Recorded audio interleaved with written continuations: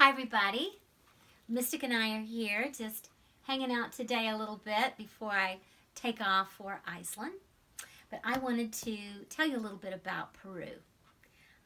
I'm making a trip to Peru in October of this year, so that's still about 10 months from now. In fact, it's almost exactly 10 months from now. And Peru is an amazing place if you've never been there. I remember years ago, probably about 25 years ago, when I first heard of people going to Peru. And one of my students at that time was going, and he went with a shaman who was a friend of his. And they went there, and I remember him coming back and saying that they walked all over Machu Picchu, and at that time it was like a handful of people. It was like 3 or 4 people that day. So things are a lot different now than they used to be.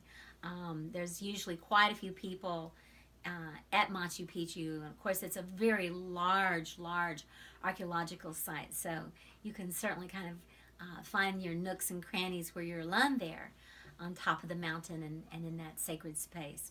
But there's also lots of folks usually walking around through there. So it's a little bit different unless you can kind of get in there right before the sun rises, and you have kind of an end to do that before the gates actually open, or at the end of the day if you are allowed to stay over. So you kind of have to know somebody to be able to do that. People used to go there and spend the night. That doesn't happen anymore. But Machu Picchu in Peru is, of course, what most people think about. And I've been a few times to Peru now, and I can't imagine going to Peru without going to Machu Picchu.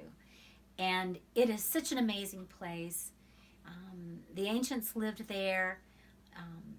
People have a lot of theories about how it was built. I mean, there's rocks and stones there that built this ancient city that came from miles and miles and miles away from another mountain. And this is up on top of a mountain across the Urubamba huge river. And the quarry, they think where they got these stones is so far away. And how did they do this thousands of years ago without roads, those kinds of things?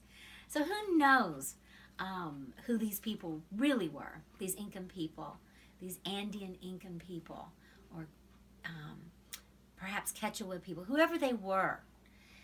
Who were they really, and how did they do all the archaeological stuff that they did, the architectural stuff? What were their ancient ceremonies and rites? And the whole place, you can tell, is built in a sacred way. There's places that are, you can tell, that are meant to be sacred ritual places. Places that are lined up directly with the solstices and the equinoxes. So obviously these people were very connected to the great above. They were very connected to the planets, to the stars, to the sun, to the moon. They had a natural way of having the water and to have running water through their village. And anyway, it's pretty amazing. And that's just Machu Picchu. So that's one place we'll always go because it's one of those wonders of the world. And what we do is we go on a morning when we can get in before other people. And one of our main leaders on this trip, which is Vera Lopez, who's been one of the first people taking people to Machu Picchu in this sacred way, manages to get us in there at sunrise before other people get there. And that is an amazing thing, to be there and watch the sun come up and to see suddenly what was in the dark come into view. One of my other favorite places in Peru is the Sacred Valley. And when you fly into Peru, you usually fly into Lima, and then from Lima you fly to Cusco. And the elevation is very high in Cusco, so I get a little dizzy-headed there. So I head straight out to the Sacred Valley, which is more like about 5,000 to 7,000 feet, and instead of 10 to 12,000. And when you get to the Sacred Valley, it's a really good place, I think, to go there first and to acclimate. And we stay at a beautiful place there, and the food is really great. The people are wonderful, and just get together as a group and really enjoy ourselves and connect with everybody that's on our trip. And the Andean shamans come down and do some ceremonies with us to help us get started. And it's really a beautiful ceremony. And one of my favorite places in the Sacred Valley is the southern part of Peru, in the Sacred Valley, is called Pisac.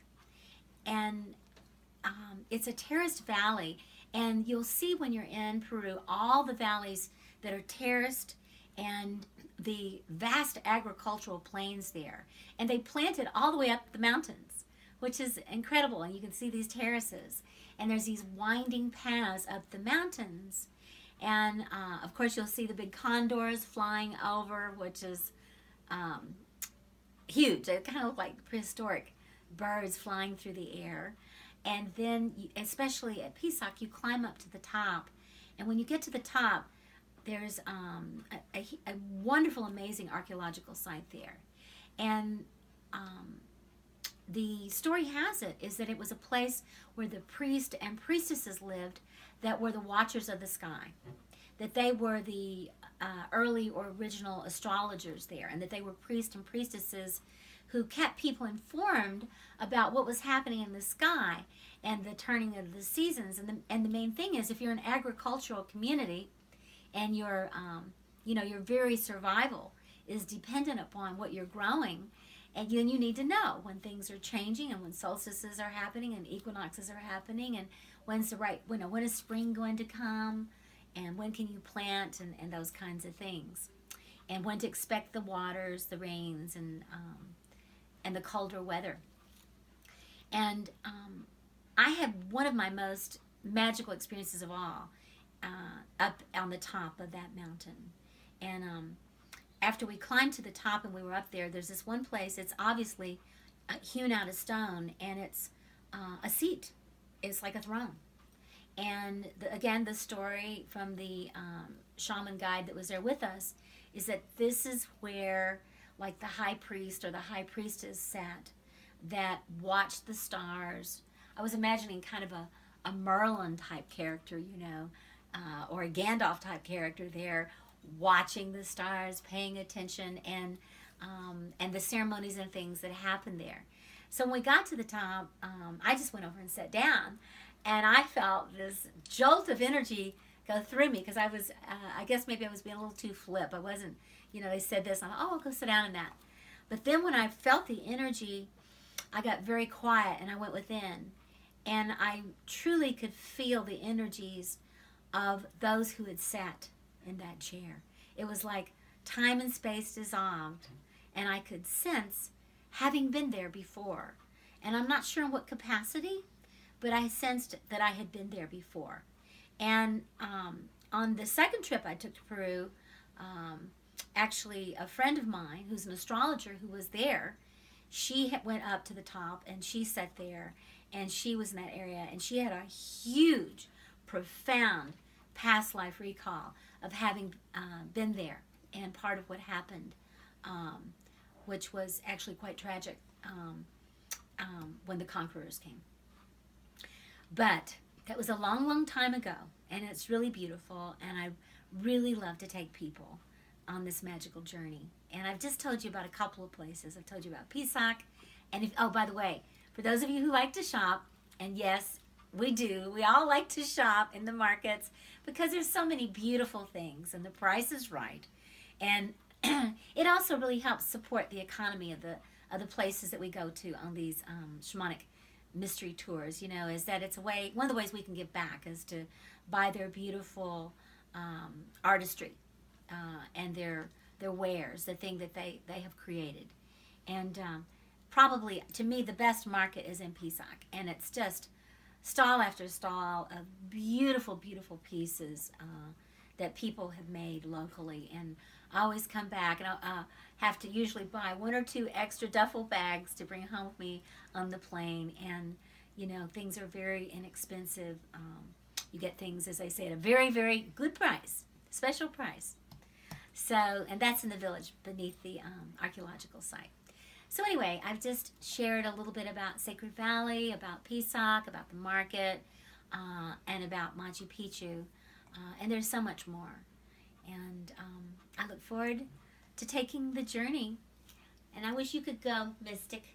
You're always with me, a part of you anyway. But I look forward to those who want to join me on this trip and showing you the magic there.